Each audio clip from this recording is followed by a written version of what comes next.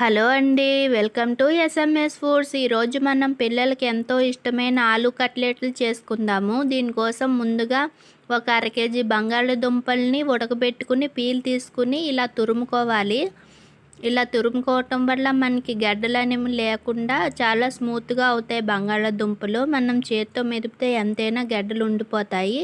ఇప్పుడు అంతా తురుముకున్న తర్వాత ఇందులో 1 టేబుల్ స్పూన్ ఉప్పు, 2 పెద్ద ఉల్లిపాయల ముక్కలు, 4 పచ్చిమిరపకాయలు చిన్న ముక్కలు కోసుకుని వేసుకోవాలి. 1 టేబుల్ స్పూన్ కారం, ఒక హాఫ్ టేబుల్ స్పూన్ ధనియాల పొడి, ఒక half table spoon garam masala వేసుకుని ఇవన్నీ బాగా కలుపుకోవాలి.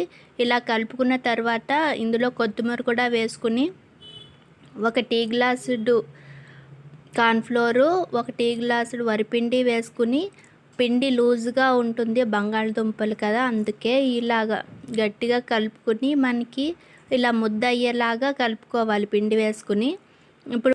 ఇప్పుడు ప్యాన్ పెట్టుకుని ప్యాన్ బాగా హీట్ అయిన తర్వాత 1 టేబుల్ స్పూన్ నూనె వేసుకుని అంతా స్ప్రెడ్ చేసుకున్న తర్వాత ఒక్కొక్కటి ఇలా ప్యాన్ అంతా పరుచుకుని మధ్య మధ్యలో నూనె వేసుకుంటూ బాగా ఎర్రగా కాల్చుకుంటే ఎంతో టేస్టీగా మనకు ఆలు కట్లెట్లు తయారైపోతాయి. మీరు కావాలంటే నూనెలో డీప్ ఫ్రై కూడా చేసుకోవచ్చండి. అంతే, ఎంతో సింపుల్గా మనకి ఆలు కట్లెట్లు రెడీ అయిపోయాయి కదా. మీకు కనుక ఈ వీడియో నచ్చినట్లయితే మా ఎస్ఎంఎస్ ఫుడ్స్ని సబ్స్క్రైబ్ చేసుకోండి. Thank you.